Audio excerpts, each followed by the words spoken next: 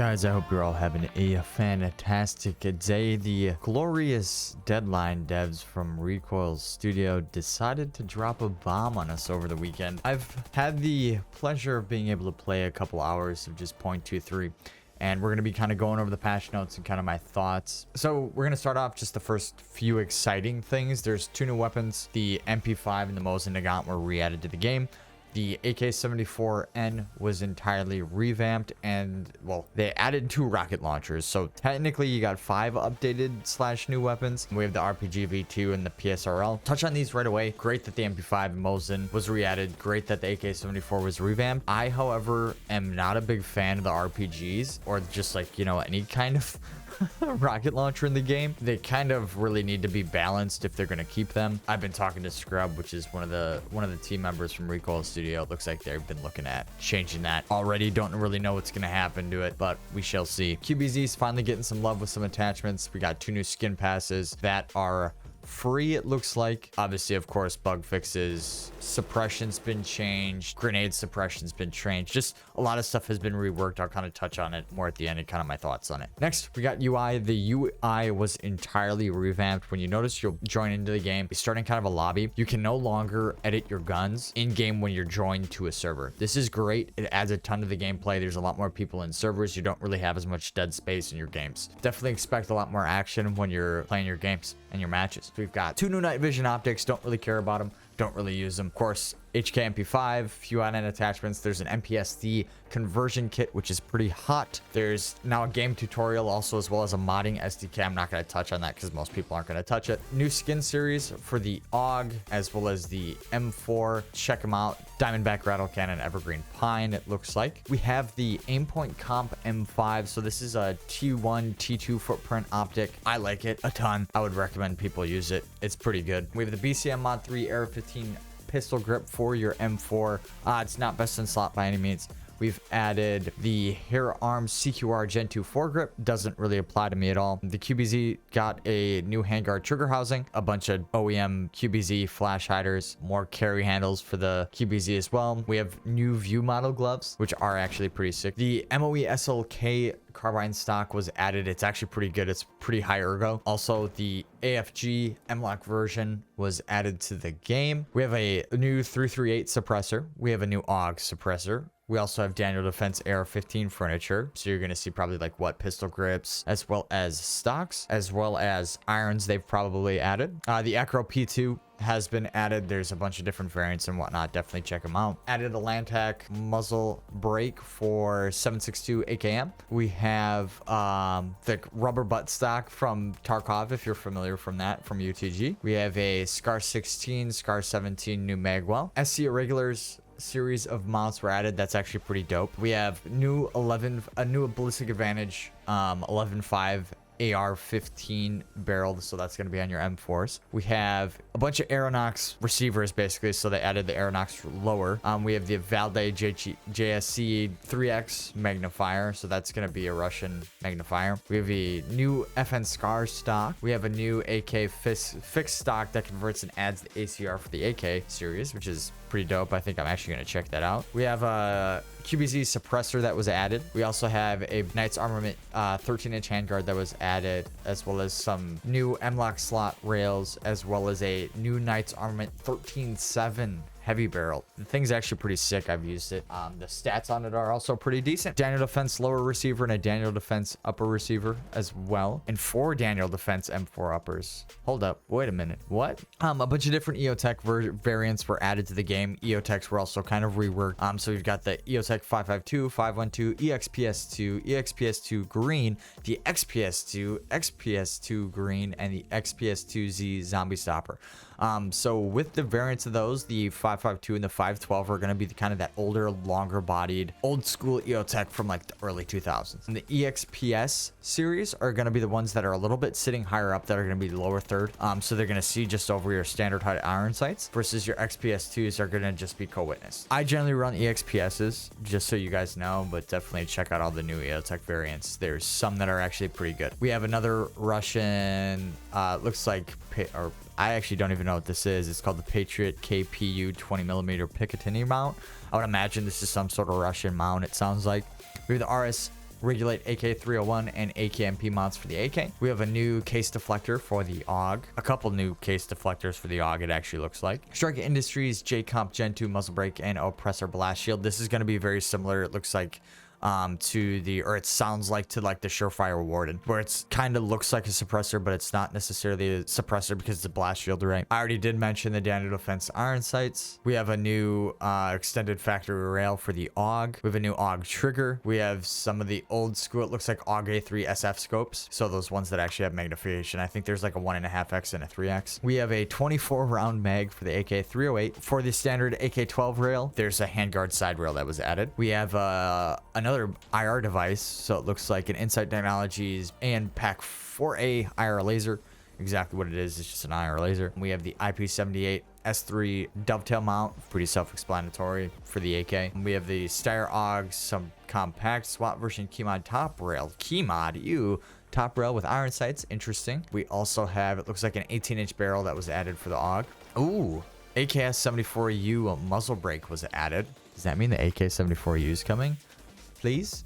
I would love it. We have a new AK fire selector. Added the rugged Obsidian 9 modular suppressor. Pretty dope. Another 9mm can. A long barrel for the G3, it looks like was added. We have another mag well for the AUG. It looks like the AUG got a lot of love this update, which is pretty good. It seems like the QBZ did as well. Another series of muzzle brakes for the AKMN. Pretty dope that they're finally adding, it seems like, good attachments to the AKM. Giving that 7.62 some love. We have a AK, what am I looking at here? Legal Arsenal +5 AK-545 and a 223 mag extension. So I wonder if that's two different mag extensions that were added in there. We have the Barska Electro 4x20 scope. We have Talon AUG foregrip ramp. I think that was already in the game, to be honest. With the Noveski Love AR-15 charging handle. I wonder if that's going to be better than the Radiant. I doubt it. We have the Glock 31 stick mag, which is pretty dope. I'm actually pretty happy they ran that. It's probably going to have better ergos than just running the Chris Vector extension on there. Oh, they added a 50-round Glock drum mag. Don't know how I feel about that. We have MOS plates for the Glock, which is pretty cool. We're going to actually be able to run optics on your Glocks now, probably a little bit better. The Arms number 40 rear sight. We have the Magpul K2 AK pistol grip was added. Added another AUG mag release, which is pretty dope. And then we're getting into a lot of the revamped attachments here right now. So the EOTech 553, the EXPS3, and the XPS3 were all revamped. The X Products X17 Scar lower receiver was revamped. The Walther MRS red dot sight was also revamped. The Surefire, it's called the 628 LMF-B MP5 handguard, and added 4 Surefire flashlight options. So those of you that don't know what this is kind of that interesting looking MP5 handguard that has the flashlight built into it. So that's obviously good that that's in the game. It's going to make it very vibey. The Trijicon RMR, RM33, AC32062, so that's a mount as well. We're all revamped. We have the Swamp Fox Kingslayer was revamped. The AIM Sports MT012 riser mounts were revamped. The Trijicon RM44 mount was revamped. I think that was already added in there. No, it wasn't. They just didn't have it in that other line. The RK3 AK pistol grip from Zeneca was revamped. The DPMS flip-up sights were revamped. So here's a bunch of different kind of like balances and whatnot. Enemy footsteps are now basier. It seemed like faster loading screens with the new UI. I will say that it's pretty awesome. Also, I did mention that there's now no longer the ability to edit weapons while you're actually in game. Like join to a playable server. There's now this kind of like a lobby system that was implemented. I think this is a fantastic idea. It's going to make gameplay a lot more action-packed and a lot more fast-paced.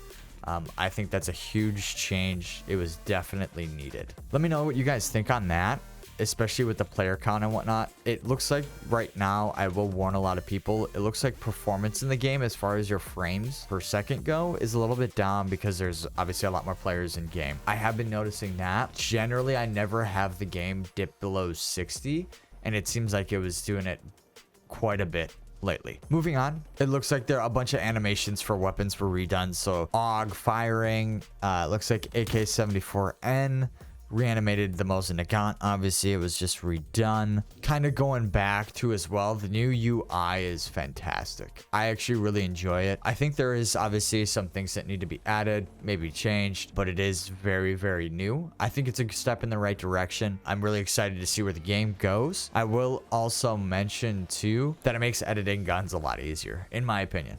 but I'm sure some people will disagree. It also looks like customizable keybinds were added. Oh my goodness gracious, that is amazing. I actually didn't know that. Super freaking happy because that is dope. That's what I've wanted for forever. It looks like when it comes to Nuristan and Sandstorm, there was just a bunch of map fixes. I'm really not going to go get into them really that much. I'm not a huge Nuristan player anymore. I used to be, and I'm also not a very big Sandstorm player as well. I actually think the map just runs like shit, so I don't play it. Also, I will mention this too. Take a peek at your settings, redo your settings. I noticed that it felt like my sensitivity felt a lot different, so keep that in mind.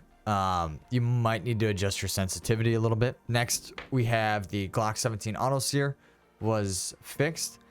More performance fixes. It looks like as I'm going through it, F1 damage distance was reduced for the F1 grenade. Keep that in mind. Dragon's Breath was nerfed. Thank fucking God. So with that being said, what are my kind of thoughts and my opinions when it comes to this new patch, if you will?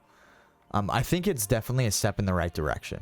I would like to see a lot more effort put into actually performance of the game. I don't know how much performance, unfortunately, the devs are going to be able to get out of Roblox as an engine. I would like to even see maybe player count on some servers slightly reduced. I think with how many players are actually in game, and now that people can't actually edit their guns when they are joined to an active lobby, there's a lot more people on the maps running around, right? I think a lot of guns too got a lot of love, which was needed. For example, the QBZ, the AUG got a little bit of love. It seems like the AKM got a little bit of love. The AK-74N was entirely revamped. Definitely a step in the right direction there. When it comes to the RPGs and the PSRL, not really sure how I feel about them. You probably won't see me play with them. I don't really agree with them being in the game. So those kind of are my gripes. So I would say the biggest two things that I'm not really happy with in the game right now is kind of performance. So that's going to be just like single client performance, as well as server buffers, or it seems like are still an issue. I think it is just deadline related. I feel like if it was Roblox as an engine related, we would see it from other games as well, which I really haven't seen it on other games or like an issue like this. I just remember it used to be an even bigger problem when rush game mode was a thing. Whenever there would be a spawn wave, the server would just fucking die for like a half second. But overall, when it comes to the actual things that were added, from how much I was able to play today, which was probably only about an hour or so, it seems like it's a step in the right direction as far as like actual additions to the game. Anyhow, this video has probably gone on quite a bit. Hope you guys did enjoy it. Let me know what you guys thought of the update in the comment section below. If you enjoyed the video today and got some more information out of what is actually in this patch, drop a thumbs up, subscribe if you haven't already. Love you guys. I'll see you in the next one.